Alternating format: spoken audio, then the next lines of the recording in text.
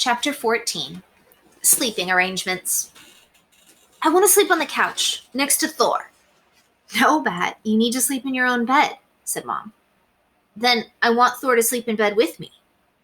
You can't sleep with a skunk, Bat. What if you rolled over in the night and crushed him? I would never do that, Bat said. He never would. Bat, honey, the skunk... Thor, interrupted Bat. His name is Thor. Mom rubbed her forehead. Fine, she said. Thor. Thor can't sleep in your bed. Thor is a wild animal. Wild animals don't sleep in beds. But in the wild, Thor wouldn't sleep alone, Bat argued. He would sleep in a pile with all his brothers and sisters, all cuddled up. I'm glad people don't sleep like skunks, Janie said. Her hair was damp from the shower, and she was wearing her favorite pajamas, the ones with all the unicorns. Each unicorn was doing something. One rocked out with a guitar, another was reading a book, another wore a chef's hat and was flipping eggs in a pan. The only thing they had in common was that they were all unicorns. Janie, did you know that a herd of unicorns is called a blessing? Bat asked.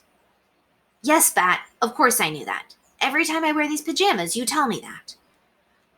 I didn't know if you remembered, Bat said. You're not the only one who remembers things, Bat, said Janie, and then stomped off to her room. Bat turned back to his mom. Please, he begged. Nope, said Mom in her firm voice. But Bat knew Mom's firm voice. Sometimes, if he pushed hard enough, he could change it into her soft voice, the one that let him have his way. I could be the one to feed him, and you could sleep all night, Bat said. I know how to do it. Who do you think took care of you when you were a baby and had to eat every 2 hours, Bat? I took care of you and Janie, and I can take care of one little skunk.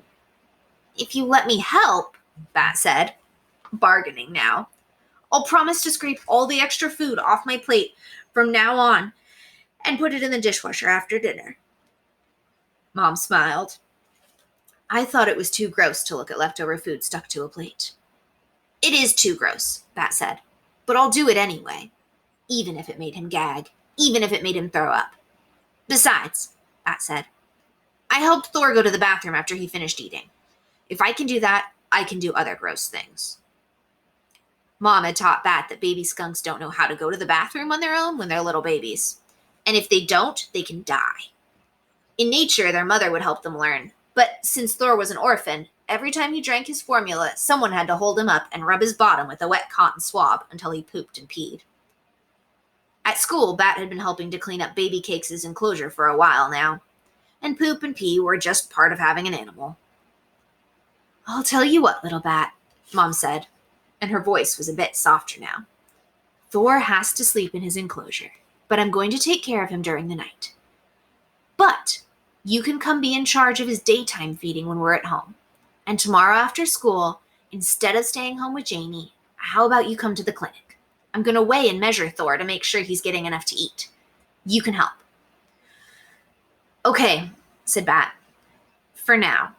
But when Thor gets bigger, big enough that I couldn't squish him in bed, let's revisit the conversation. That was something Mom said when she wanted Bat to know that they weren't done talking about something. And Bat wanted Mom to know that he wasn't giving up on sleeping with Thor. Mom laughed. You drive a hard bargain, she said. And don't think I'm going to forget about the dishes.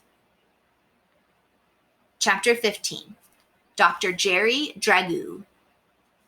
Later, in his room, when he was supposed to be sleeping, Bat climbed out of bed and pulled his animal encyclopedia from the shelf. He flipped to the S section and found the page labeled Skunk. At the top of the page was a glossy picture of a large black and white skunk nosing along a patch of dirt. In the background of the picture were hundreds of white and yellow daisies. Below the picture were a bunch of questions and answers about skunks. Why do skunks spray? Skunks spray an oily liquid from glands underneath their tail as defense. Their spray doesn't cause any real damage, but boy is it stinky. A skunk's smell can be detected by a human from a mile away. Where do skunks live? Skunks can make many places their home. Abandoned burrows constructed by other animals, a hollow log, even underneath your house. What are skunks' predators? Lots of mammals, including red foxes, coyotes, and domestic dogs, will attack a skunk if they get hungry enough, though only as a last resort, because it's difficult to attack a skunk without a smelly reminder of it. But aerial predators, large birds like owls, don't care so much about the scent.